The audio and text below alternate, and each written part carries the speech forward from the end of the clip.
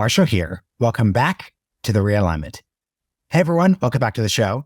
Today is obviously 2022 midterm election day, so if you would like to watch our live coverage of Breaking Points, you should go check out the YouTube channel, Breaking Points. Obviously, it's going to be there around 7 p.m. Eastern Standard Time. We're going to be doing results, analysis, all that great stuff. For today's episode, I wanted to do something completely unrelated to the direct political elections bit. So I'm speaking with Michael Gibson about his new book, Paper Belt on Fire, How Renegade Investors Sparked a Revolt Against the University. Michael led the Thiel Fellowship, which for those of you who don't know, was focused on offering promising young people $100,000 over 2 years to drop out of the university system and pursue big projects. We've done a lot of episodes this year on higher education, from the student loan debt issue to speaking to presidents of universities such as Johns Hopkins. So this is getting a completely different angle on that debate around the future of higher ed. This is definitely one I'd love to hear y'all's thoughts on. So definitely go to realignment.supercast.com, check out the subscription, send us an email, all that great stuff. Hope you guys have a great day and enjoy the episode. And a huge thank you to Lincoln Network. Michael Gibson, welcome to the Realignment. Well, thanks for having me. Yeah, I'm glad to speak with you. I love metaphors to describe the current political, economic, cultural moments we're in. You've introduced a new one to me I'd never heard before. I think it's really interesting, the paper belt. What is the paper belt? And to play around with the title, is it that you think the paper belt is on fire right now, or you want to set it on fire? Right. So the origin of the term is goes back a few years. I'm friends with one of your previous guests, Balaji Srinivasan. And, back in, I met him in 2012. We just got along and we'd go out and talk like drunken poets arguing, over art in a cafe. And, back in like 2013, 14, we started using this term, the paper belt, because there was the Rust Belt, which defined these industries in the Midwest that had been hollowed out by globalization or the inability to compete. And then, the social carnage that had followed in its wake. And we started theorizing that maybe we're going to see a coming wave of innovation to attack a different region in the United States, which is what we decided to call the paper belt. So that refers to these paper-based industries and government bodies starting in Washington, D.C. Sometimes it's referred to like the Acela corridor or I-95. In Washington, D.C., they print money on paper, laws, regulations, passports, visas. In Delaware, you incorporate on paper. In New York, media, New York Times, Wall Street Journal, stock, Wall Street, all on paper.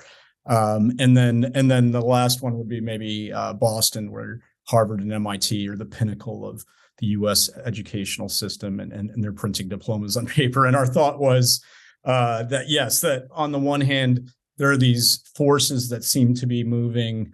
And two of them, the first one would just be the institutions, the corporations, and so on that make up that corridor are struggling in this world we're in. Washington, D.C., from the Iraq War to the Federal Reserve, they've been struggling to perform their duties. Newspapers are falling apart, their ad revenues are down, and it's just become so polarized. So in its sense, it's like, yes, it seems to be burning. But Balaji and I, we took this more active position, and we should be trying to we don't want to, I don't want to give the impression like I'm some bomb throwing anarchist. But the idea would be like, can we replace? So in the sense of like Bitcoin was created to replace or at least shore up the failings of fiat central banking, maybe in a sense, as well as like the medallions from taxi cabs, that's another paper-based system.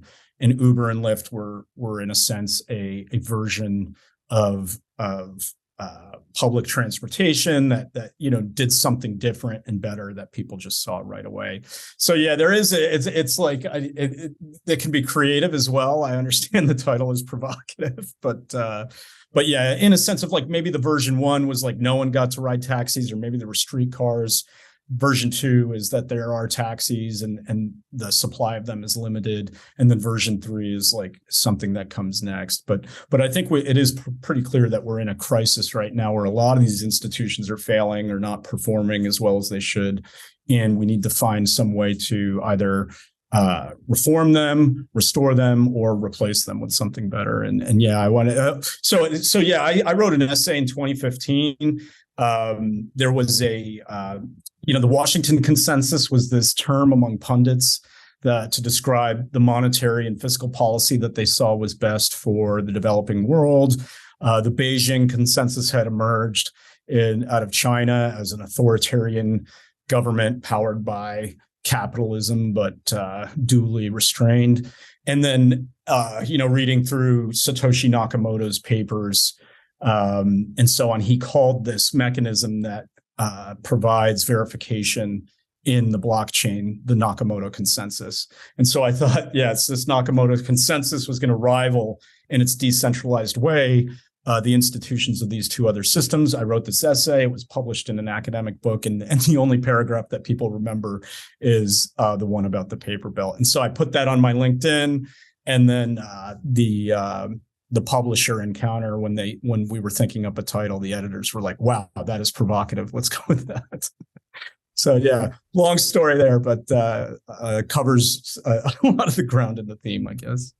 No, for sure. And I hope you and listeners will forgive me. We're going to kind of jump around a bit because what I like about the book is you're writing the tale of the Thiel Fellowship, which you explain in a second. Yep. But you're also writing about big science, educational problems that our society still needs to confront. So it's hard to outline this show in a perfect, totally. So we're gonna jump around a bit. Here's a question that I'm particularly interested in hearing from you. Yep. You write in the book about how our K-12 educational system is broken, and in many ways, like you're trying to stand up challengers to that system. But we just went through the past year where there's this whole discourse, I've done a couple episodes of this, where there was hardcore COVID learning loss. Yep. So I'm curious, that doesn't necessarily, so the idea that like not having kids in school, so what happens, kids don't go to school and you just see like generationally defining losses of knowledge. This doesn't repudiate your broader critique of the K-12 educational system, but I want you to kind of like reckon with that notion. Sure. It's kind of interesting. Yeah. So, we have seen a lot of learning loss as, described by performance on tests of certain kinds. And I think that is, it appears to be this tragedy of COVID that maybe, and especially because children weren't affected as badly. And maybe they should have been in school. I think that's important. But one of the weird things about education I find is that, it's hard to measure exactly what people are learning. And then what's more is we do nothing to verify that they retain that learning over time. In fact, what we see is that people tend to forget a lot of what anecdotally, I don't remember. I studied French for years in high school and college, and I feel like I can barely speak a sentence anymore when I go there.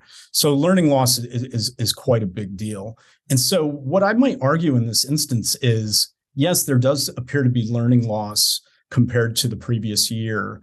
But I wonder, is this like what people might fall back to anyway when they leave school altogether? Is that maybe you test them while they're in school and it looks like they have certain skills, but then over time they forget them, they rust, and so on. And the reason I say that is it is appalling, just the state of our education in this country. Take something like literacy. Somewhere on the order of like 24% of adult Californians are functionally illiterate. I think that is strong. I doubt they were, maybe they could have scored better on those tests when they were in K through 12. Maybe they drop out, but it's certainly worse now. So this is maybe a longer way of saying maybe that learning loss was going to happen anyway after people left school. So that's what I would argue against that, is like it seems to be bad, but maybe when they left school in 5 years or 10 years, they were going to forget a lot of what they learned anyhow. So that's like a broader challenge to the educational system that I think a lot of people don't take into consideration, is just how much people forget of what they learned. Yeah, I'd like to then root you then specifically with the Thiel Fellowship and your very I'd say, direct challenge at a conceptual level to credentialing, higher education status quo. It's not quite as related to K through 12. There are like philosophical implications of it, but just introduce the Thiel, like take us back to like 2010, the Thiel Fellowship, what you were seeing about the world that you saw this as a corrective towards, and then we'll get a little deeper on it. Yeah, sure. So the consensus story about college and then even education earlier is that people are learning skills, and these skills are valuable in all sorts of ways. So, some people point to that a well-functioning democracy requires an educated citizenry, all the way to you see the wage premiums that college grads have over people who just have a high school degree and so on. And the standard explanation is always, well, that difference is driven by the knowledge that people acquire and skills while they're in school. But, something I just pointed to before is something that stands out, like on an anecdotal level, is like, why is it that it's okay to forget things, but not, but if you fail them, it's way worse. So it's like, if I have a wage premium because I went to college, it should be because I learned something in college, but I just told you I forgot a ton of things. So why should I be paid for that? So that's a little bit of a puzzle. And then there's a whole research literature on some other things that stand out. The number one thing might be something called the sheepskin effect, which is the last year that the senior year in college, and for people who finish that last year, is worth more in wages than the previous 3 years combined. So if someone like drops out right after junior year, that's what you're kind of referring to? Learning skills all the way through, and they, do 3 out of 4 years, or you could like make up the most fanciful thought experiment. Imagine someone who like on the way to the final exam for their last class senior year gets hurt in an accident. They go to the hospital. The professor's really mean and is like, oh, you're not going to be able to make up the exam. That person theoretically has like 99.9% of all the skills, according to that theory. And so, we should expect them to make as much in the labor market, but that's not true. So yeah, it's like without completing college, the wage differential is quite strong. So that points to something like, wow, what is it about completing college that signals something to the labor market independently of the skills that are acquired during that time?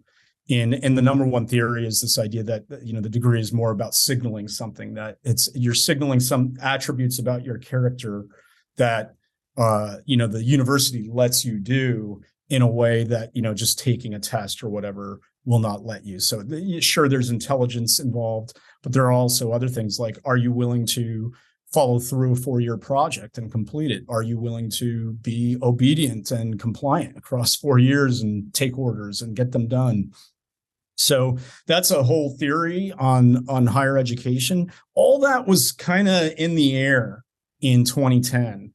And Peter Thiel, my old boss, he's had his own disagreements with college over the years, going back, 35 years now, back to when he was on Stanford's campus. A lot of that was the culture war stuff.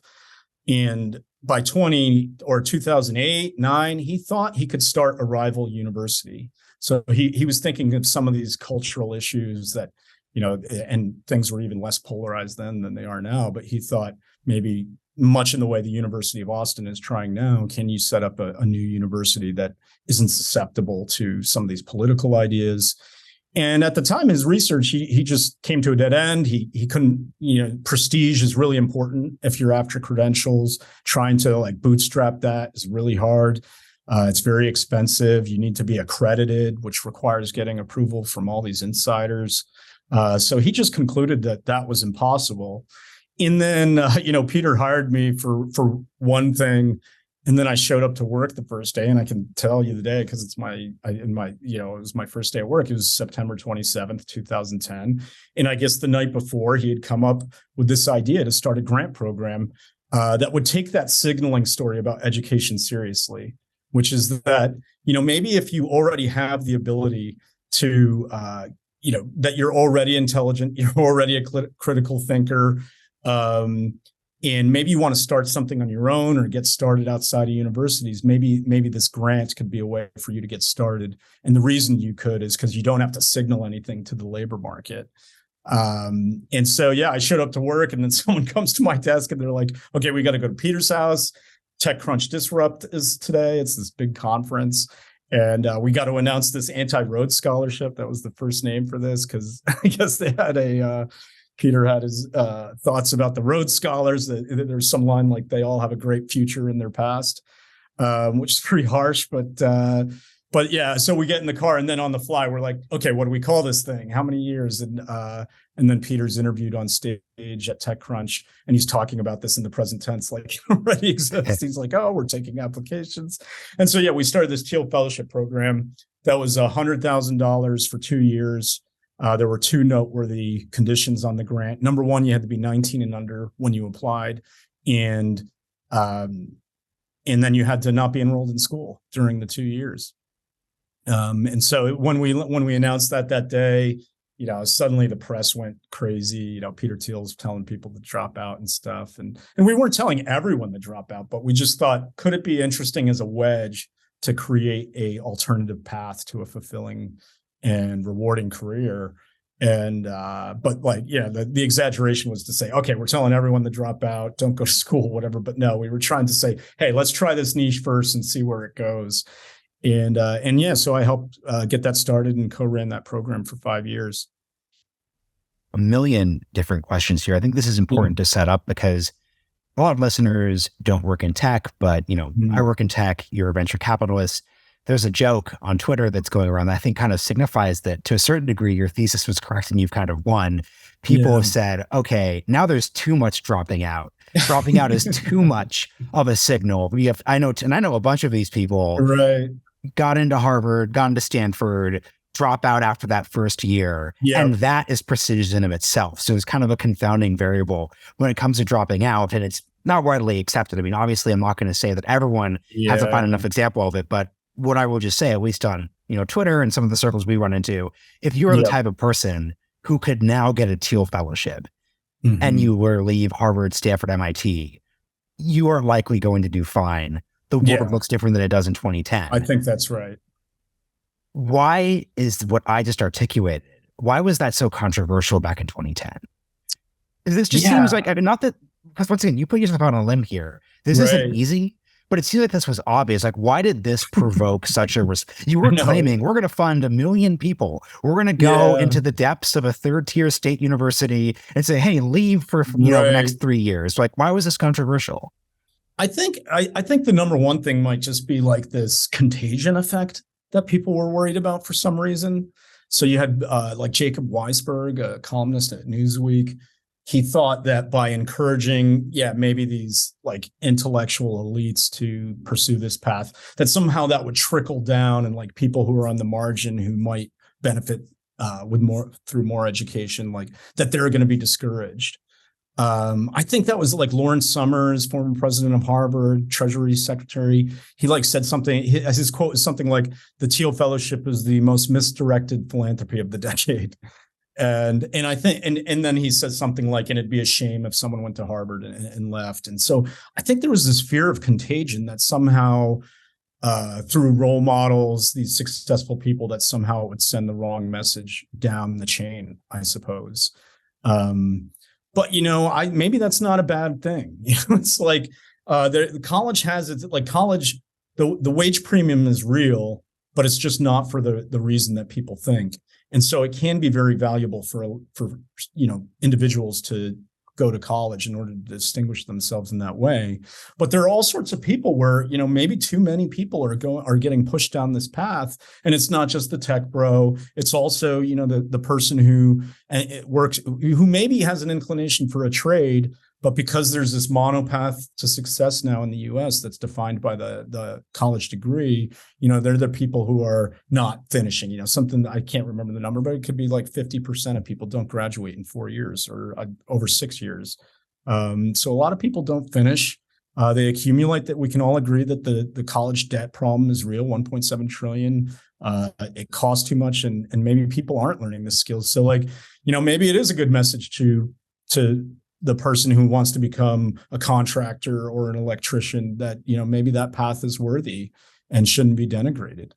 I don't know, it touched a nerve, and I think it was because and then maybe behind that is this idea that education is the solution, is the way to keep the American dream alive. that somehow for individuals, the only way they could possibly rise from, the lower class to the middle class and on up is through education. And you can point to stories where that may be true, but like even that, over time, it's like the economists studying that stuff now, it's like college hasn't been the engine of social mobility that myth seems to portray. So yeah, I don't know. It must have touched that some kind of, because the reaction was more like, not you're wrong. It's more like you violated a taboo and this was sacred. Yeah. So I don't know if you have other thoughts, but that's sort of my thinking on that. Well, it's interesting because, and this is why I'm glad you started the episode off the way you did by focusing on that sheepskin problem with that last year of college. To borrow a phrase from like from the academic left, like social construction. Yeah. So many defenses of the higher education status quo seem to me to come down to college is this social construction. We can't quite articulate what pure literal like worth emerging from this, but people kind of have to do it. And I'd say the other thing too is always, I think this is what provokes a bit of the controversy, which is that there's obviously like the liberal arts argument of, well, Michael, you're suggesting that people just leave. And if, Zuckerberg had it, and this is just like tech press, like conventional wisdom at this point, but if Zuckerberg had, stayed at Harvard and taken Gov 220, he somehow would have come to different conclusions about, social media regulation, which like left, right, or center, regardless of your opinions on like Mark Zuckerberg, I just refuse to believe that the difference in his management of Facebook or Meta would have come down to like a 200 to 300 to 400 level government class. Like I've met plenty of Harvard grads. It's so funny. I refuse to believe that. I mean, there's a long list of evil people who have graduated with liberal arts degrees from around the world, but also Harvard. Yeah. One of the most famous ones I recently discovered was apparently the guy who invented the Sieg Heil in Germany was an early college Harvard grad. He invented it during, he was a cheerleader for the football team.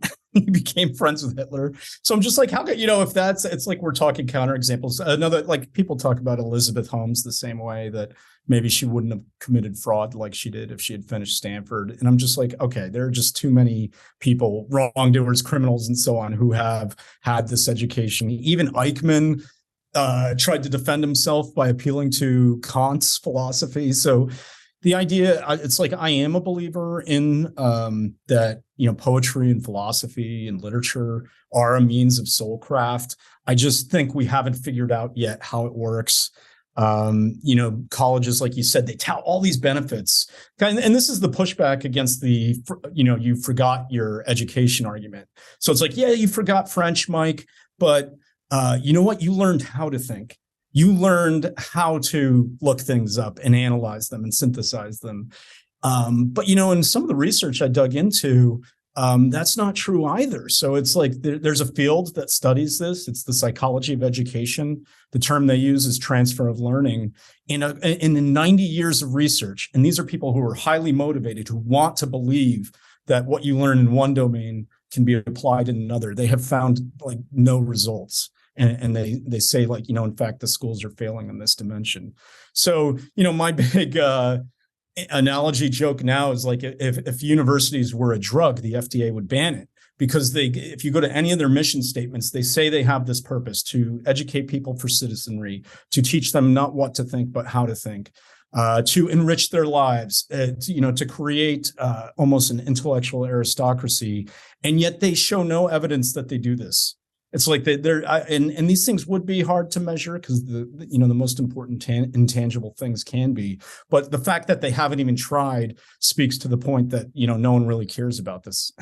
Truly, and this is the hard part. There's so many confounding variables. Yeah. To that description of the intellectual elite thing. So, like if you're talking about Harvard could obviously claim justifiably that much of this country's intellectual elite has passed through Cambridge.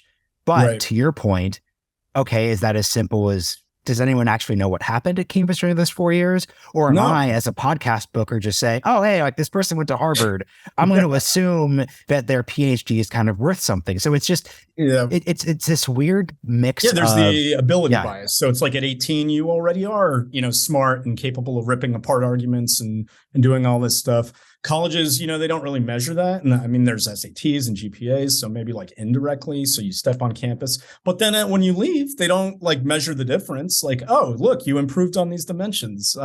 Learning to me is just broadly defined as improvement along some dimension. It's like if you play sports, you're getting better at golf. There should be some way to tell that you got better at that. And I think the same thing is true of analyzing poetry or, reaching for profound insights in philosophy and so on. And like, I don't think pointing to the grades you got is enough because there's like you stepped on foot on campus and then you left. What was the difference? All right, this is the drug trial thing. They should be saying, okay, here was the treatment. Here's the change. We saw this amount of effectiveness and the side effects weren't so bad. So here's where I'd like to ask you a two-part question. So part one would be, could you talk about some of the Thiel Fellowship success stories? And then I would like to hear what those success stories have to do with the rest of us. In the sense that I met Laura Deming, Longevity Fund. Yep. Okay, you give her a bunch of money. Not that that's, as simple as this is, but you give her a bunch of money. Most people, if you meet Laura, you're not going to be shocked that she was successful. What does that have to do with a bright, smart, moderately ambitious guy, let's say in like Portland or Texas, where I'm from? Right. What does that have to do with the rest of us if you're critiquing this broader system? That's the hardest question I get, I think. When I was like out public trying to get the book published, the first pushback was, what is this? What good is this for the ordinary American? And so, to speak to some of the successes to show like how far of an outlier they are. In 2013, I met Vitalik Buterin. He was a skinny Russian guy. He still is a skinny Russian guy. Yes, right. Dresses, funny and like vaporwave tees and stuff. And he was, pitching us some ideas about how the blockchain underlying Bitcoin could be repurposed towards these other ends. And, I blew my mind away. Looking back on it and doing the research for the book, it turned out like he had written the Ethereum white paper 5 days before we had lunch with him. So it's pretty fresh in his mind. We awarded him a Thiel Fellowship, helped him launch Ethereum in the summer in 2014. And now, everyone knows what Ethereum is. And it is, could possibly provide the infrastructure for, the next wave of the internet. That's just billions and billions of dollars worth of value. And Vitalik is an incredible person. I saw him chatting in Chinese on his phone. And I asked him, when did you learn Chinese? And he's like, I just taught myself in the last year because I have to communicate with Ethereum developers in China. And so that speaks to, he does have an extraordinary mind and discipline to learn things that probably is on the order of like, maybe for the athletics analogy, maybe it's like an Olympian compared to like a weekend warrior. Another person is Dylan Field. He's the founder of Figma, co-founder of Figma. That's famous recently because Figma was acquired by Adobe for $20 billion. Figma is one of the top design tools that engineers use nowadays. It's just everywhere. And we helped Dylan launch that in 2012. So those are some of the successes. Yeah, that's a great question. I think it comes back to, the role model thing where I don't think, not everyone is going to start a company without a college degree. And the company thing is good because, as I said, you don't have to convince a boss to hire you to start a company. You are your own boss. But my hope is that what we're starting to see is like for the things that you can directly measure, like and the coding, I'm not telling everyone to become a coder, but there is this thing where either you have the ability to build or you don't. And so what we've seen is that a number of people have been hired to get jobs at Google, Amazon, Facebook, and they don't have degrees just because they can now point to their GitHub repository that's been validated by their peers and colleagues, and then that's their resume and they get hired. So what I think has to happen is that we have to see more of this, where, the Thiel Fellowship, in a sense, authenticated people with money. It presented a reference. It helped them establish their reputation. I think the inspiration is that we have to trust people more and help them establish their reputation somehow in a way that they can start their career without necessarily going into debt through college. So that would be the path forward for me. I don't know if it's an inspiration or just a pragmatic thing, but if we can set up like a network of professionals, how do we get, for someone who wants to become the VP of Walmart or something else that's not like exciting or but nevertheless is a solid career, I think that is the replacement pathway, is like, in the way that the Thiel Fellowship did help establish someone's reputation, can you build them enough credibility over some period of time that the next person's willing to hire them or vouch for them and so on? So it's a hard question. And I think there's a long way to go on that idea I just mentioned. But I do think we do need to keep pushing, because I think we're way too complacent in the current system where people just have to go to college and get the degree and go into debt or whatever. Yeah. And just thinking out loud here, I think my answer to the tough question is I'm kind of reframing in my head the Thiel Fellowship not as an assault on the American higher education system, because A, you're not creating enough Thiel Fellows to actually do that. Yeah. And B, some people, do Thiel Fellowship and then they end up going to college anyways. Yeah. For me, they go back, right. At its best, it's a attack on empty and arbitrary credentialism. Right. It's an attack on just the idea that just because someone goes to college, just because someone goes to Harvard, that being the inherent goal of this process. Because too often, and this isn't just even a Harvard problem. I think if we're looking at why are people dissatisfied with their college degrees across the board, why are folks having trouble translating their actual wage premium into an ability to pay off debt, it's because too often it's just an empty thing, to your point about learning loss and retention there. So at its best, I think I would hope someone in higher education, I had the president of Johns Hopkins on, I would hope that he would read a book like this in a perfect world and say, okay, obviously I'm not going to burn down the higher ed system, but the number one task I have in front of me is this cannot just be a socially constructed credential that is ultimately inarticulatable. Because I would be honest if I talked to a lot of folks who go to school, top tier, state school, community college or otherwise, unless they're in STEM, they would have the hardest time articulating what they actually specifically got beyond the social fun parts, right? Which are awesome. And that's actually college's college's strongest, actual value add there. So totally how do you think about this dynamic? That's good. I sometimes I characterize college by its main architectural features, and everything we've talked about today is the main feature you see on just about 95% of every campus, which is the clock tower. It's like you have to be on campus. Everything is timed, your exams, the number of credits you take, and so on. And that's sort of what I'm attacking here, is how valuable is the clock tower. But the other buildings, I don't know what will replace them. One of them would be the like we've mentioned, the student life. I mean, that could be the fraternity, the sorority, the social club. The other one would be, quite frankly, the stadium. It's people love this affiliation they get from the schools they're a part of. It's this tribal loyalty that they were I've seen 45-year-old men painting their faces and going to bars to support these student athletes, student athletes. That level of commitment and loyalty, I think, speaks to something deeper than just taking classes somewhere, and people retain that through their lives.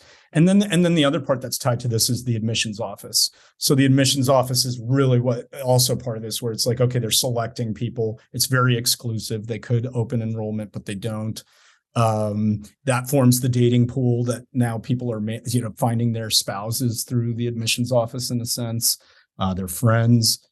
So when I attacking that clock tower about the skills, how do you measure them? Okay, that's one problem.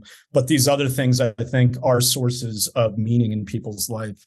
And I don't know what necessarily replaces them.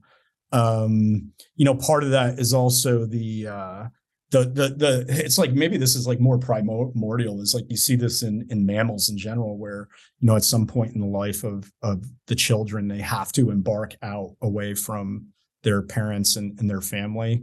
And then in our lives, there are these, going back thousands of years, these rites of passages like the bar mitzvah. Okay, now you're an adult.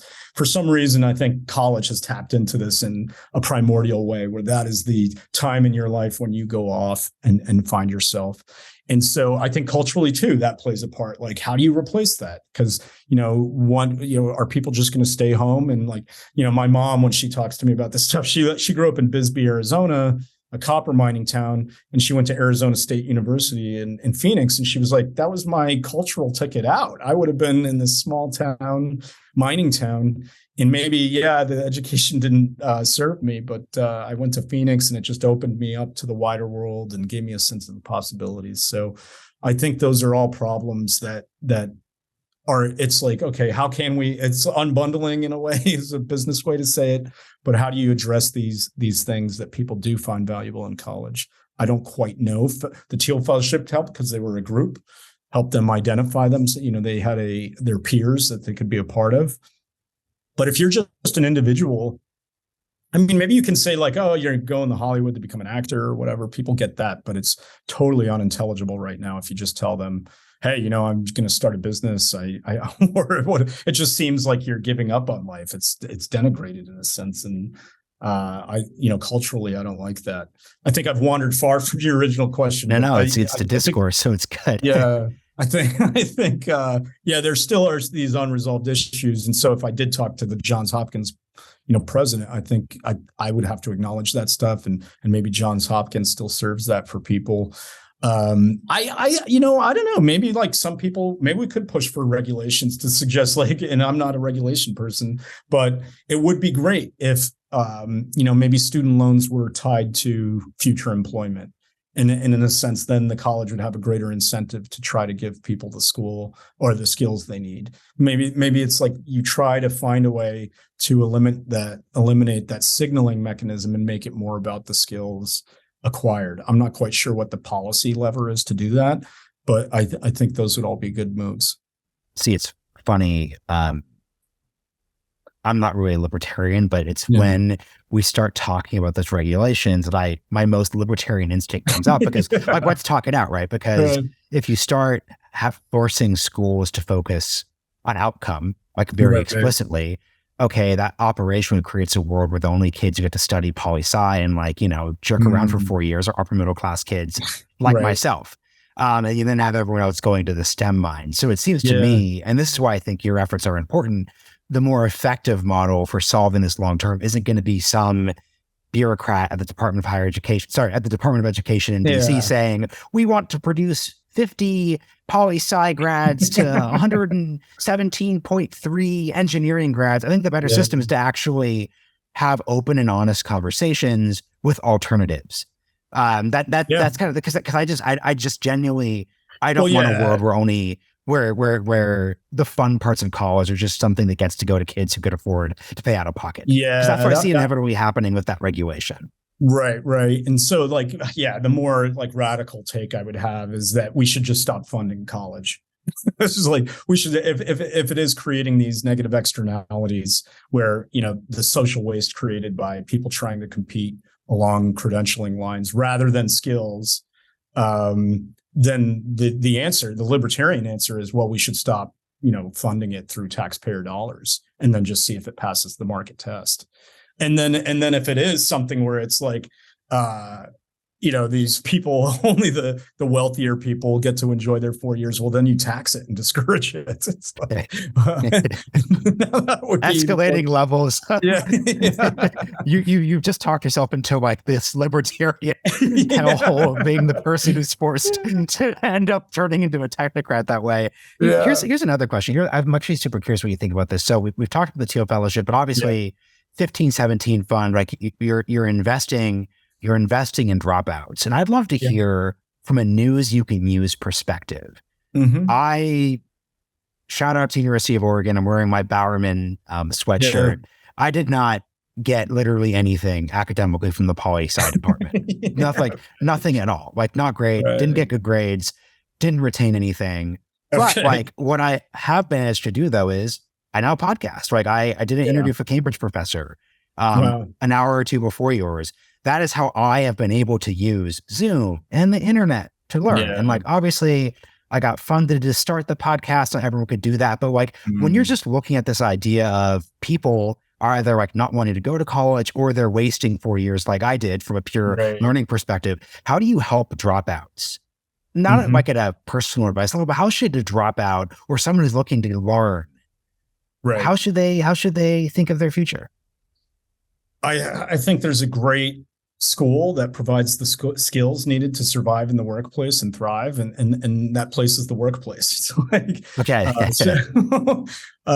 so yeah, I think now that's why I use that term, establish your reputation or get established somehow. Is there you have to find that first incremental step. Whether it's like working for free, I mean, talk about like a gift that college students get is the ability to take these internships that pay nothing. In some ways, the minimum wage law is good. We could argue about that. But one part where it's really bad is that it does prevent people from just taking jobs to learn, is like to get those first few weeks or months in where you can learn the skills of the job and get started.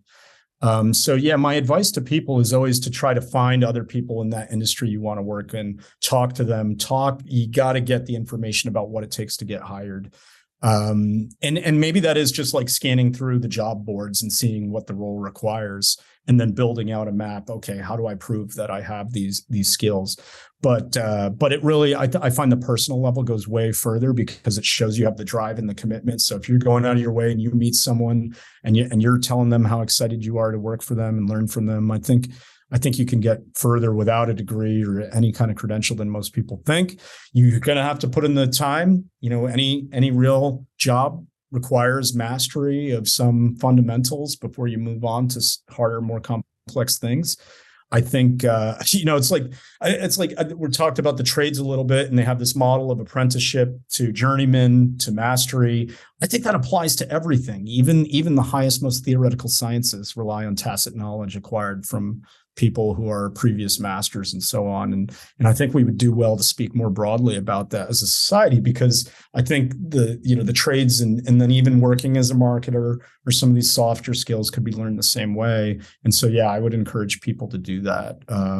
We do our best. So we make investments in companies.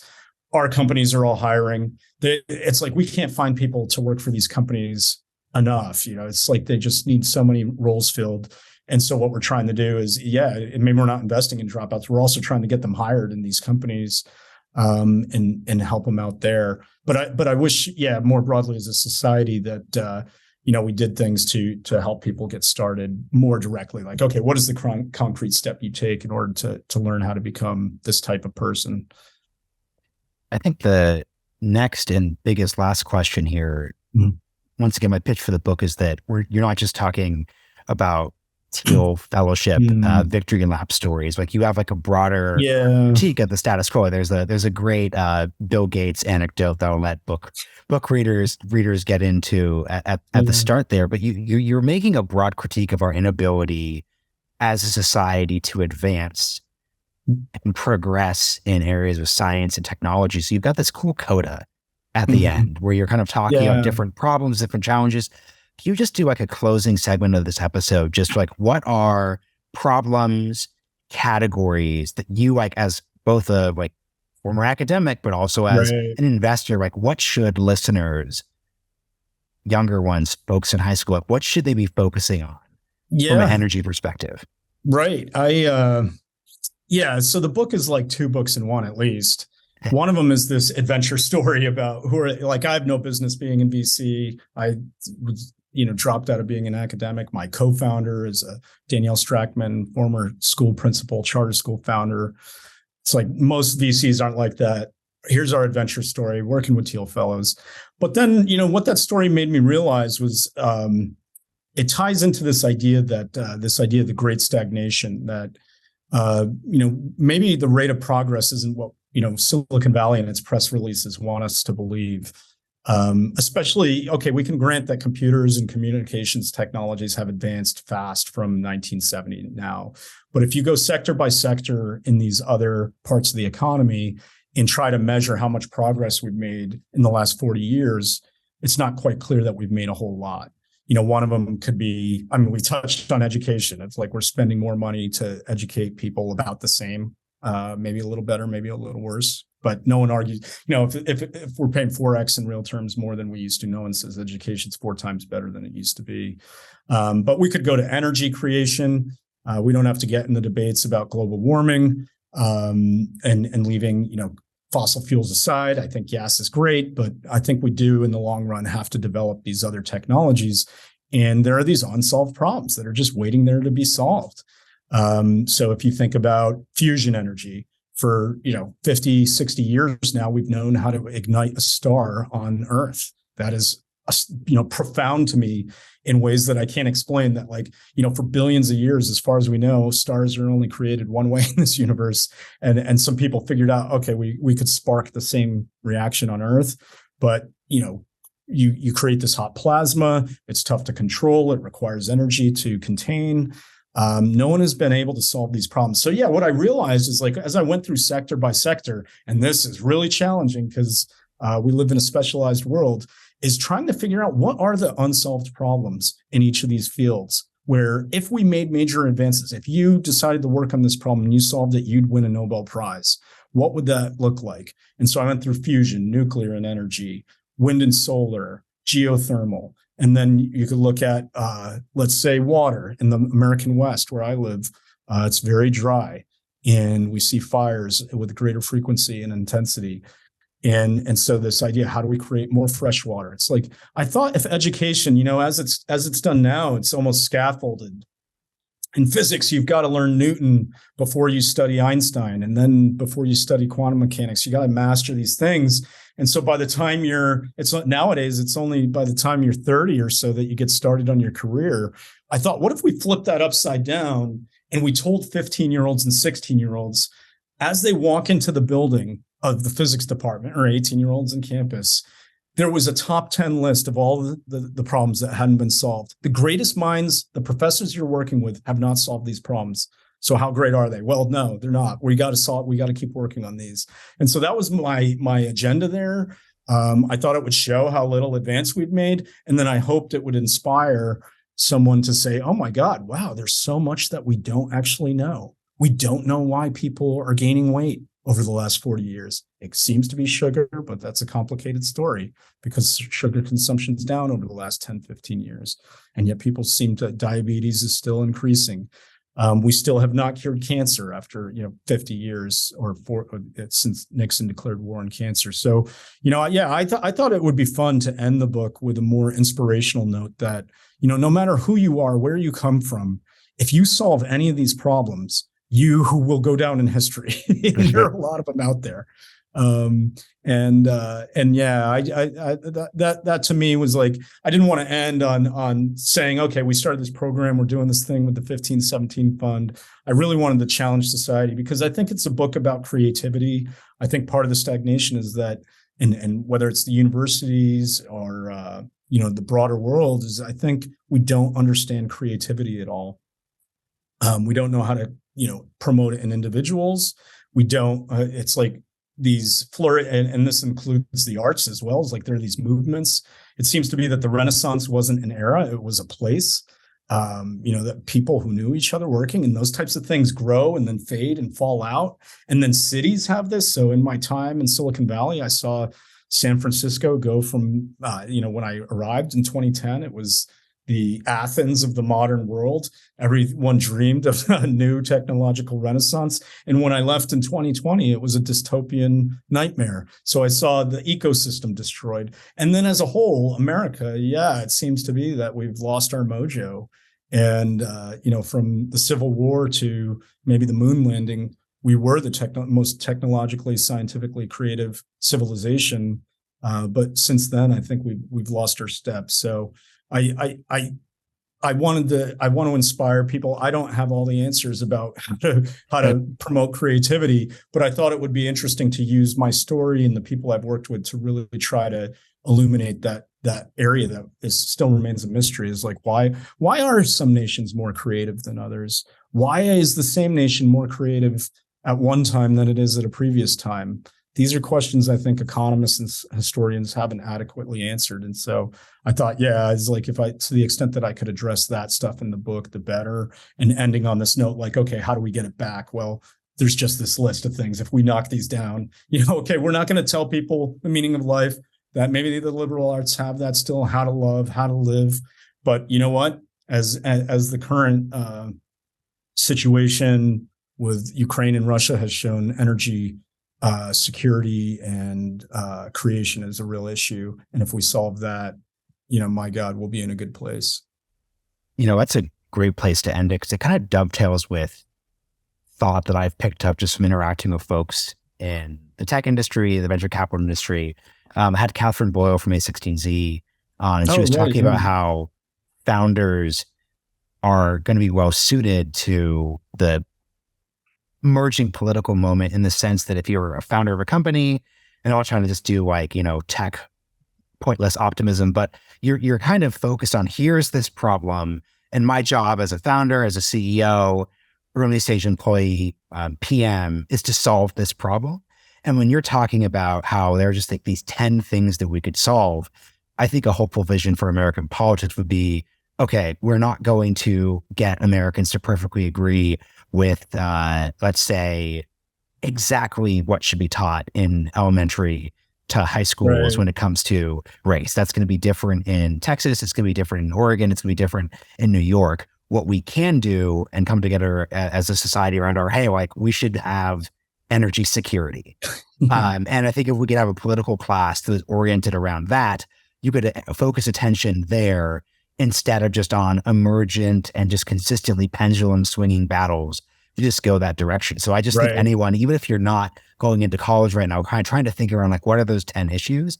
And if you focus there, I think you could be kind of optimistic, because there's a reason why, semiconductor microchip policy has been one of the few areas of bipartisan agreement the past 2 years. And that's been because the literal articulation is, holy crap, we don't want to not have literal tech if there's a conflict with China. And that's actually been an organizing principle. It's helped people work together on things. Yeah, one of the things I uncovered was there's a book called The Politics of Innovation. I think the author, I can't remember his name right now, but the main thesis of his book is that one of the driving forces of innovation is this insecurity. So it's like cross-country comparisons. I mean, Israel is a great example where, maybe the threat of everyone around them has generated a lot of incentives for them to innovate.